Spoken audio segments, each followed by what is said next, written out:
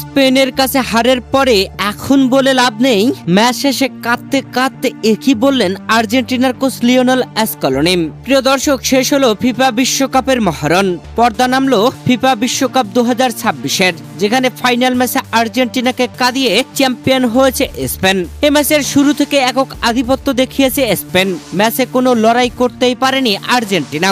স্পেনের গোলবারে বলয় চাপাতে পারেনি আর্জেন্টিনা। তবে স্পেন পরপর মুহুর্মুহু আক্রমণ করে গোল আদায় করতেছিল ব্যর্থ। আর্জেন্টিনার বাজপাখি এমিলিয়ানো মার্তিনেজ যেন সব সেভ জমা রেখেছিলেন ফাইনাল ম্যাচের জন্য। ফাইনাল ম্যাচে বিশ্ব রেকর্ড গড়েছেন অবিশ্বাস্য বেশ কিছু সেভ দিয়ে। রেকর্ডময় 11টি দুর্দান্ত সেভ দিয়েছেন এমিলিয়ানো মার্তিনেজ। স্পেন যেভাবে পরপর মুহুর্মুহু আক্রমণ করেছিল তাতে আর্জেন্টিনার জালে হালি হালি গোল হওয়ার কথা ছিল। তবে লামিন ইয়ামাল রদ্রিগেজ ছিল ব্যর্থ, গোল আদায় করে নিতে পারেনি।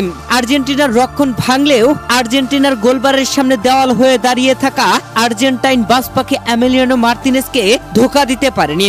অবিশ্বাস্য গোলকিপিং এ চমকে দিয়েছেন আর্জেন্টাইন এই বাজপাখি খ্যাত গোলকিপার। তিনি যেন একাই স্পেনের বিরুদ্ধে খেলেছেন।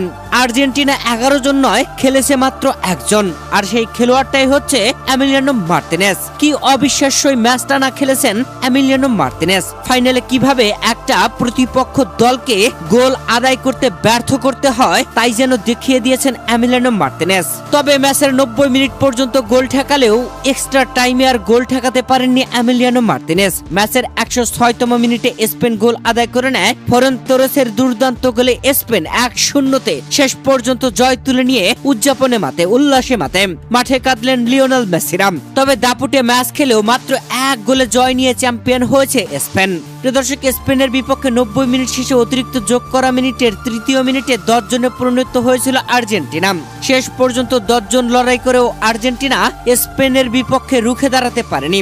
1-0 গোলে হারতে হয়েছে লিওনেল মেসিদের। ম্যাচ শেষ হওয়ার পরে উপস্থাপক আর্জেন্টাইন কোচ লিওনেল স্কলোনিকে প্রশ্ন করেন। তার প্রশ্ন ছিল, আমি আপনাকে প্রথমে ম্যাচ বিশ্লেষণের কথা জিজ্ঞেস করতে চেয়েছিলাম, কিন্তু তার আগে জানতে চাই ঠিক এই মুহূর্তে আপনার মধ্যে কোন অনুভূতি বা আবেগ সবচেয়ে বেশি কাজ করছে।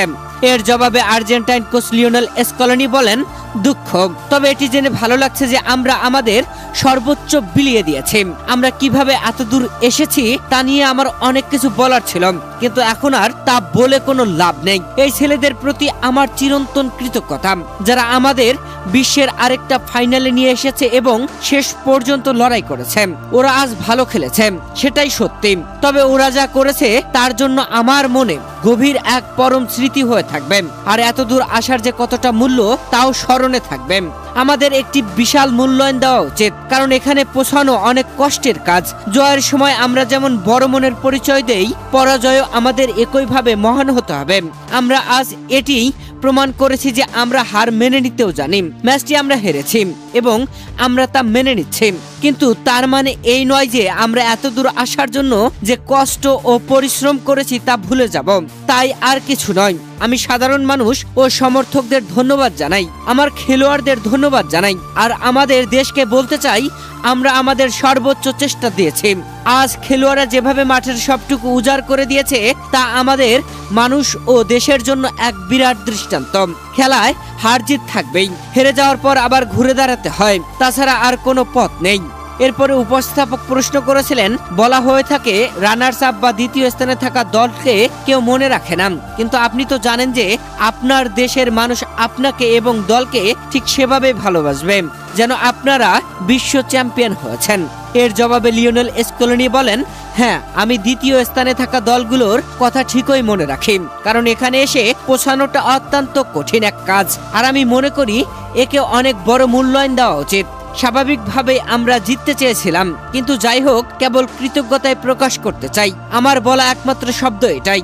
আর দুঃখ তো আছেই, কিন্তু যখন কেউ মাঠে এভাবে সবটুকু বিলিয়ে দেয় তখন তার বা তাদের প্রতি কোনো কিছু নিয়ে আক্ষেপ প্রকাশ করা সত্যি খুব কঠিন, অত্যন্ত কঠিন। প্রিয় দর্শক, স্পেনের কাছে হারের পরেও আর্জেন্টাইন কোচ লিওনেল স্কলোনির এমন কথা আপনার কাছে কেমন লেগেছে জানাবেন কমেন্ট করে।